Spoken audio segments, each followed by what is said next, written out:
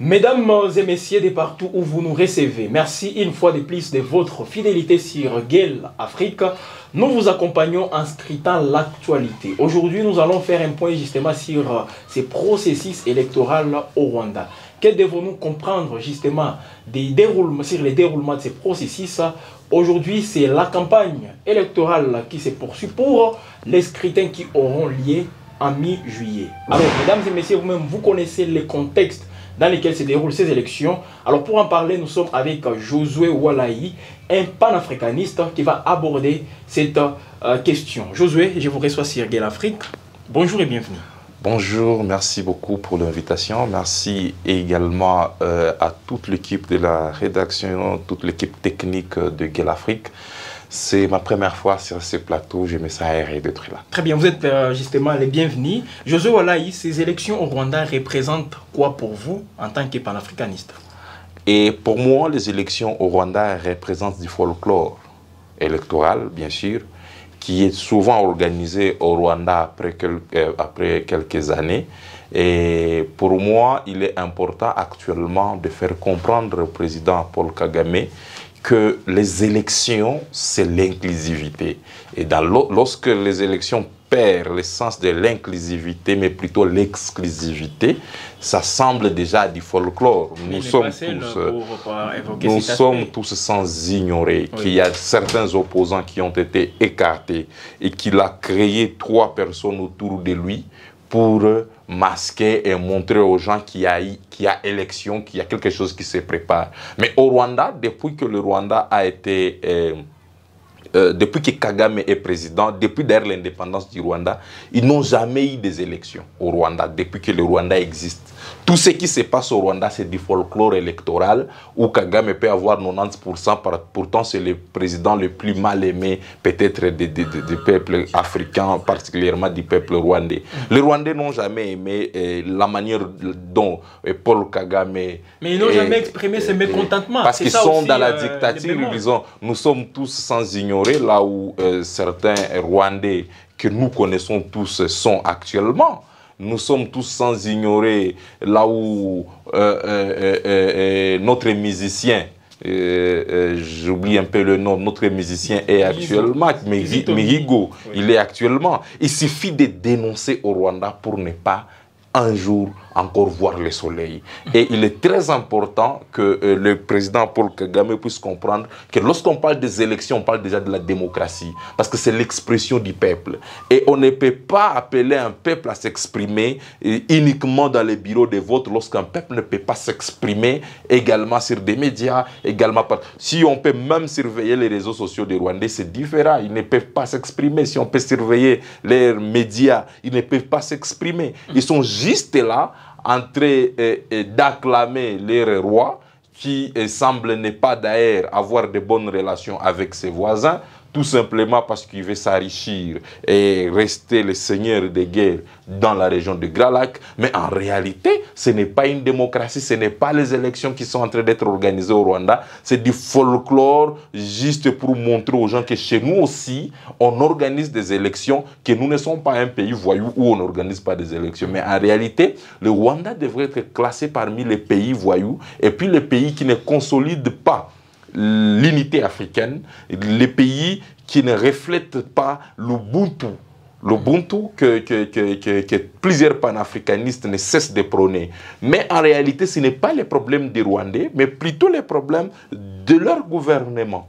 Leur gouvernement qui n'acceptent pas la paix avec d'autres pays. Leur gouvernement qui ne prouve pas l'inclusivité, même tribale. Qui est au-dessus de la mêlée. Et lui, il fait tout ce qu'il veut, bien qu'il y ait un gouvernement. C'est ce que je suis en train de dire. Oui. Lorsque je parle de Kagame, je vois déjà son gouvernement. Parce que si tu fais partie de son gouvernement, tu dois voir la force de lui dire ça, il ne faut pas faire. Voilà comment on fait tout ça. Je crois que si Kagame d'ailleurs devrait être sérieux, il ne devrait pas encore être candidat président. Mais comment ça?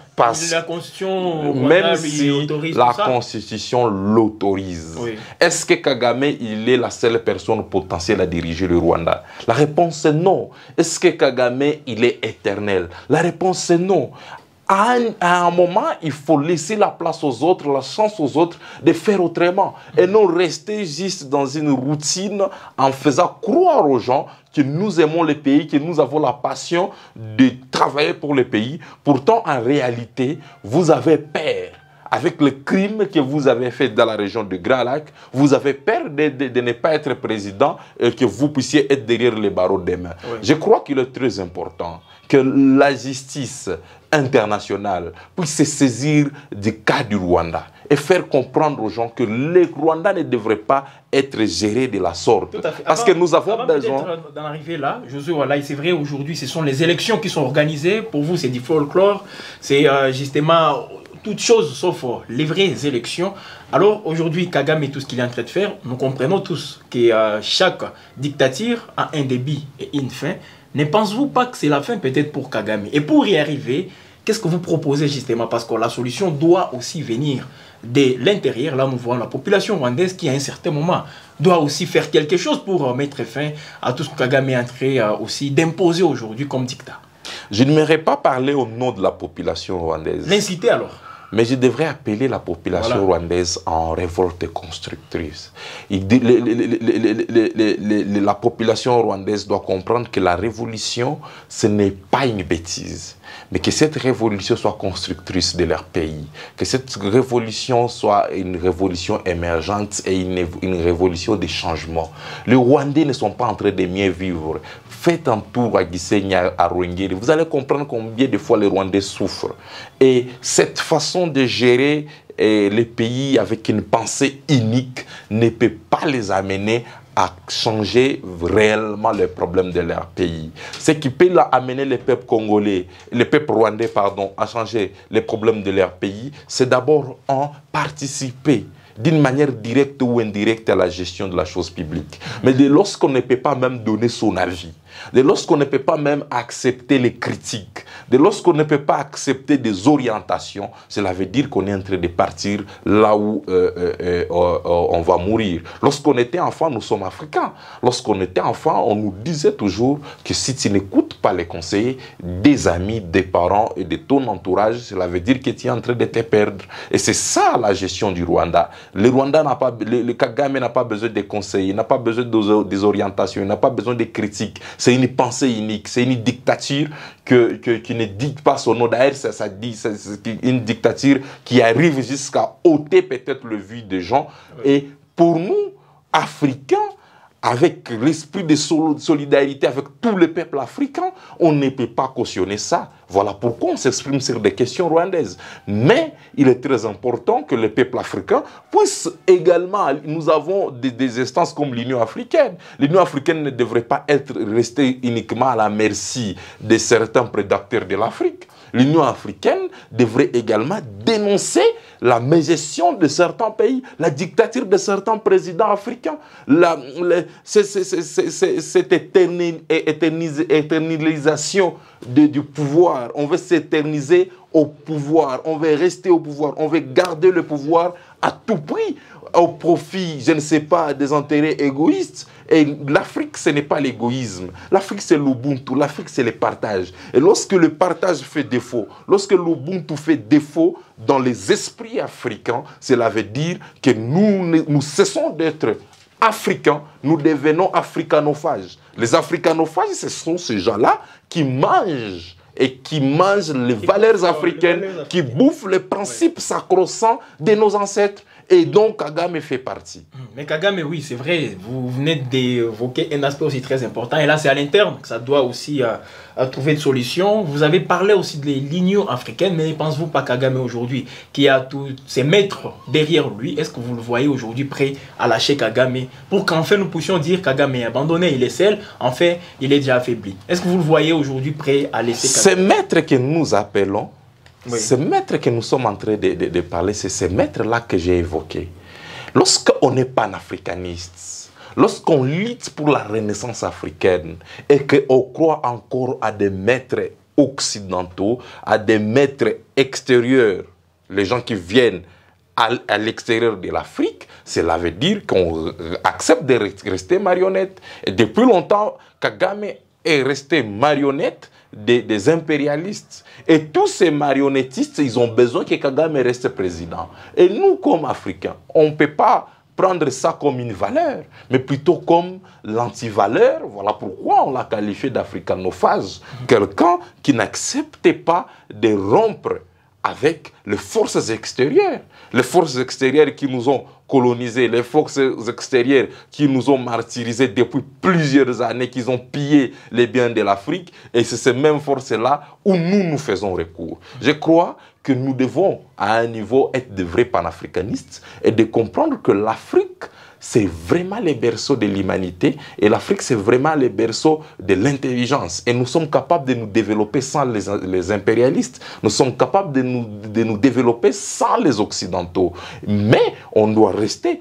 S'il faut parler avec les Occidentaux, nous devons avoir cette relation-là, gagnant-gagnant, cette relation claire sans hypocrisie. Ce que Kagame fait en s'appuyant sur des forces extérieures pour s'éterniser au pouvoir, c'est une façon de piétiner les valeurs traditionnelles africaines. Au-delà de ça, il y a un Kagame aussi qui démère aussi les maîtres à jouer dans tout ce que nous connaissons aujourd'hui comme agression en République démocratique du Congo. Aujourd'hui, ça continue. Vous le savez, lui-même qui s'est exprimé sur ces points, disant qu'il est même prêt à faire la guerre à la République démocratique du Congo si la RDC venait aussi à manifester cette intention d'une manière aussi pratique. Kagame, acteur dans tout ce que nous connaissons, comme je viens de le dire, Josué Oualaï, aujourd'hui, ne pensez-vous pas que les déclics peuvent venir aussi en République démocratique du Congo pour en finir avec Kagame dans ce qu'il fait comme guerre d'agression et que ça puisse être un message au niveau du Rwanda pour, comme je le disais, un déclic qui peut avoir des conséquences aussi qui vont peut-être apparaître bonnes pour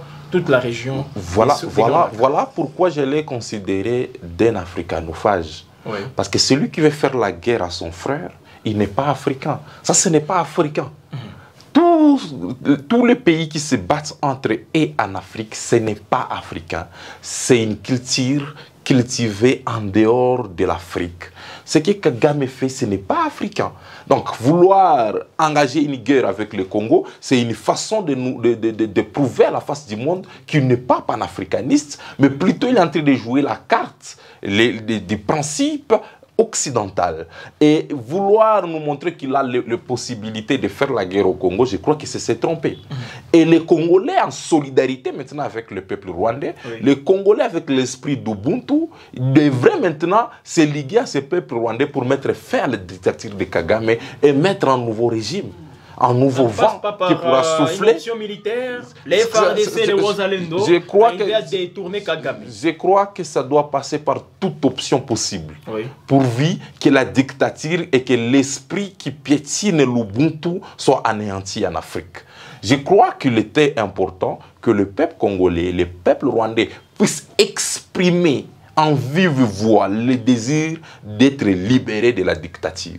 Et le peuple congolais est prêt vraiment de mettre fin à ces souffles de vent, à ces vents qui soufflent, ces vents de dictature, ces vents qui soufflent au Rwanda, ces vents de la destruction qui soufflent au Rwanda, doit maintenant être étouffé, être contenu et chasser les pouvoirs dictatoriaux de Kagame. Nous avons vu avec le Burundi qu'ils ont fermé les frontières avec le Rwanda. Oui. Ce qui se passe entre le Burundi et le Rwanda devrait également se passer partout, isoler le président rwandais, faire comprendre au peuple rwandais que vous ne pouvez pas vivre seul, que l'Afrique c'est l'unité. Donc le peuple rwandais avec force se désolidariser voilà. Le peuple rwandais doit se désolidariser avec la dictature.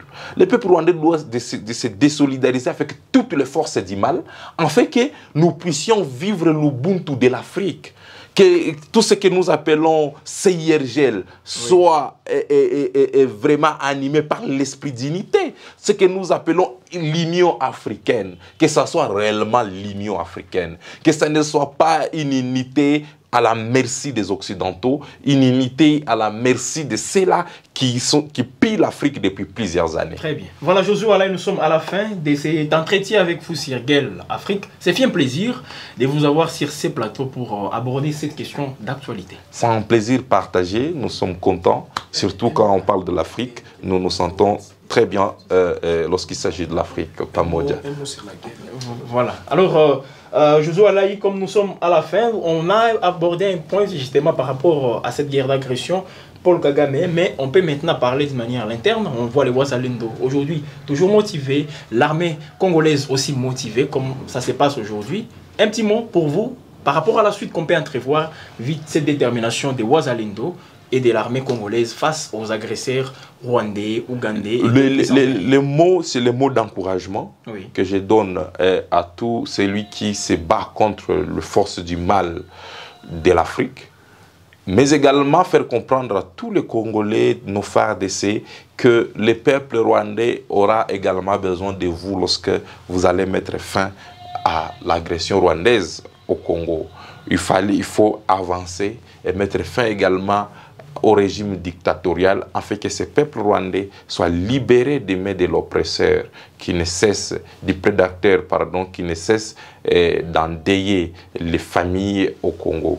Et cette guerre qui a déménagé du Rwanda vers le Congo ne doit pas retourner au Rwanda, comme les gens le disent, oui. Mais plutôt mettre juste fin, sans même les armes, sans beaucoup de bruit, mettre fin à la dictature rwandaise. Très bien. Mesdames et messieurs, merci à vous également de nous avoir suivis sur GEL Afrique. Nous vous exhortons une fois de plus à vous abonner massivement. N'hésitez pas aussi de partager cet entretien. Faites-le justement aussi massivement, tout en commentant tout ce que vous trouvez aussi comme contenu. Mesdames et messieurs, la cloche de notification qui est là, à vous de l'activer pour recevoir en temps réel toutes nos productions. On va se retrouver prochainement sur la même chaîne et avec d'autres sujets et ça sera un plaisir pour nous.